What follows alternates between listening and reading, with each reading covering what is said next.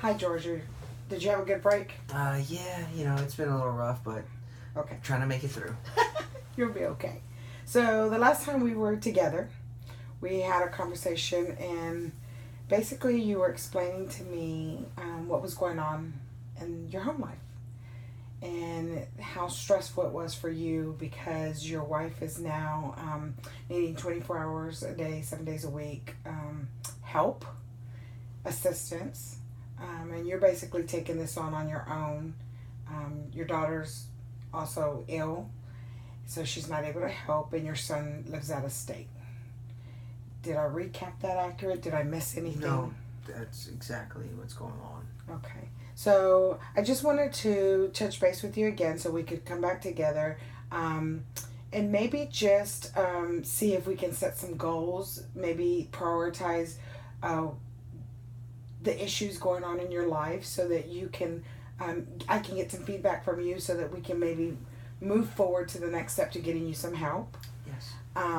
As well as talk about, any other outstanding issues going on. Is there anything that's not so much prohibiting you, but maybe holding you back a little bit to not allowing you so that you're not advancing at the rate that you want to be advancing with your goals or whatever else that's going on?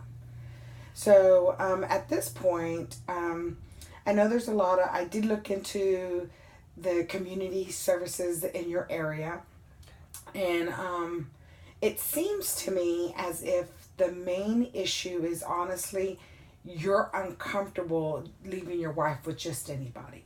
Yes, I mean, I know that's your jobs, but, would you, it's like my wife right now is, she needs help. I feel like, she's a child. Would you leave your newborn with just anybody without doing an interview, without seeing their credentials? Right. My wife, it's unfortunate what happened, but she's still my wife. I still love her, and I don't want to just leave her in the care of some stranger. Right. I don't know who they are. I have no background check on them. I don't know if they're really going to do what's in the best interest of my wife when Right. it comes to taking care of her and her day-to-day necessities when I'm trying to work. Right. No, I totally understand. And coming from a family that's very much, um, we stick together a lot, and we're very close knit. I can really, truly, understand your dilemma in this aspect. So, my suggestion is maybe looking into some type of a home health agency that allows you to have a little bit of control in picking the person that you feel comfortable with. Maybe doing a joint interview of the person. Um, right now, since you're not working at this point, you staying, being in the home once y'all find a person, you being in the home a couple of times before you actually leaving her by herself would maybe possibly be something that you would feel comfortable with. Another thing, and I did find this online, was that you're able to put video cameras up, and you're able to get the footage on your phone. So that's a way for you to be able to check in and see what's going on, when you've stepped away from the house until you're comfortable with that person being there with your wife. I guess my question would be like, that's an amazing idea, but since I'm not working, like, how would I go about trying to afford something like that? Right. Well, now right now the government actually has a $10 plan for internet. So I know that you're having difficulty with bills and stuff, and as long as you are on any kind of SNAP benefits, food stamp benefits, which you are, then you qualify through AT&T to have a $10 internet plan. And as long as you have internet, you're even able to get the equipment donated, and you can put it in your house. Wow. And then you've got a cell phone, and you're able to just log in and view, the footage while you're away from the house. Wow. And so all of this is just geared to trying to get you comfortable. So once you're comfortable with your wife being taken care of, you can then step back into the community and start getting a job and maybe getting back on your feet. And even if you're not doing full time to begin with, something getting you out of the house is going to relieve that stress, at least in my opinion. Yeah. Unless you're thinking otherwise, or no, I'm completely on. That's my train of thought right now. That's my primary focus. I'm so glad we're on the same page Perfect. right now. Perfect. Okay, so I'm going to ask you a little bit about family background. I know that you and your wife are Hispanic. Is there anything that would hold you back, religious wise, family wise, race wise, culture wise, that would prevent you to be to feel comfortable with having somebody come into the house, or is it more just that you haven't found that person? No, both my wife and I, our families raised us to be open minded. I am Catholic, but my was raised with kind of Christian beliefs, so religion, is not a factor for me. And to be honest, I do not understand I want what's in the best interest of my wife, but right now I have to make that decision. Right. And so, being the way that my family raised me, I would say nothing's holding us back except financial difficulties or the fact that I just don't trust a random stranger being around my wife. Okay. That's not something. It's one to let a random stranger around your wife, but it's also another to let a random stranger around your wife and they're going to enter your home when you're not there. Right. I totally understand. There's a little bit of, your domain and somebody coming into your personal space. Completely understand that. So I think for goals, maybe your initial goal would be to get you lined up with some home health care agencies.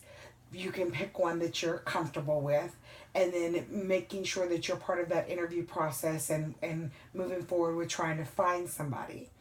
And then after we get that initial goal set up, simultaneously we can start working on maybe getting you onto the internet program so that you can also have that going on at the same time. And like I said, I'm sure you'll be staying with your wife the first couple of times that the person is coming into your home. So that'll also allow you to have a little bit, at least in my opinion, and you can correct me if I'm wrong, it'll allow you to have a little bit of understanding on how that person works and functions with your wife. Okay. And, and if they're both getting along at the same time.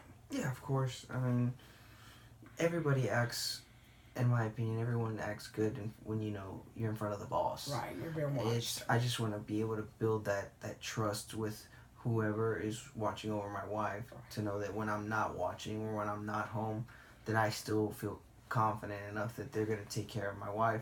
So that way I'm not at work worried about what's going on at home, and I'm focused on exactly what I need to be focused on when I'm able to obtain a job. Well, and I understand rapport is a very big thing. And you also want your wife to be comfortable as well. Yes. You want her to be able to know that you've stepped out of the house and she's in good hands too. So I think for goals, I think we've set up two really good goals. And I think that once those two goals are met, I would say maybe 30 days, 45 days max. We can accomplish those, and then we can move forward to getting you involved in the community, start putting out or making sure your resume's in order. If you need any help with that, we've got help here at the center where we can help you. Of course, until you have internet at your house, you're able to come in and use the computers and be able to start sending out your resume, because of course these things take time to get a job anyway. Yeah. So that's something that you can do a little bit, and you're not away from your wife for a tremendous amount of time when you're doing that. Would you, sorry for interrupting. No, you're perfect. Would you recommend, after this meeting, just to start already submitting these resumes? Because I know that if I wait, the 30 days right now until we start trying to find out who's going to take care of my wife, Right. then I submit my resume, that's probably another 30 days. Right. So that's 2 months I've given up almost. No, I totally understand. What If would you you have a recommend? resume already semi put together, before you leave today, leave it with one of our secretaries. They'll get it in the right hands where they can start critiquing it and helping you. A lot of that can be done over the phone with you, so that you're not leaving your wife by herself. And then yes, that's something that you can be doing simultaneously when you come in for your meetings. You bring your wife along, and she's here anyway, so why not take the extra 10-15 minutes to submit it to a couple of places if you've got some ideas in mind.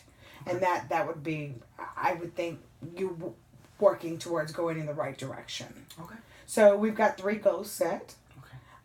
I think that 3 goals is a good starting point. I do believe that us meeting again in about 45 days would be beneficial to both of us. unless you feel that we need to be meeting prior to that. No, I mean, if you believe that that's what we need to do, then let's do it. You know, I'm coming here for help. I'm obviously all out of options, and I need someone who can help me get through. Okay. So before you leave today, I'm going to give you a list of home health agencies. I want you to go ahead and reach out to them, set up some appointments with them for them to come to your home so that you're not leaving your wife. At that point, y'all can start setting up the interviews, and I'll leave you in their hands. Okay. At the same time, I want you to go ahead and start tweaking your resume and getting it ready. As soon as you're ready, you've got somebody here you can leave it with, and we'll start helping you get that in order as well. And then I'll send you via email the information on the internet so that you can get that process going too. Okay. Does everything sound great? Yeah, it sounds great. I'm just ready to start. Perfect. Do you have any questions for me before we end this session? Yeah, I wanted to know one thing. On the resume, you said if I had something, if I don't, does the clinic have like a template or something I can follow? Oh, yes, we do. Yes. Okay. And you know what? I'll get one of the secretaries to get that sent over to you via email. Thank you so much. You're right. Thank you so much. Anything else we can help you with? No, that's it. Perfect. Well then, George, thank you so much for coming in today. Thank you, Ms. Cabrera. We're going to set up an appointment for 45 days. If you need me, don't hesitate to reach out and call me. Send me an email. Open communication is how we're going to be able to get through this together, okay? Okay. Wonderful. Thank you so much. We'll see each other in 45 days. Have a nice day. You too.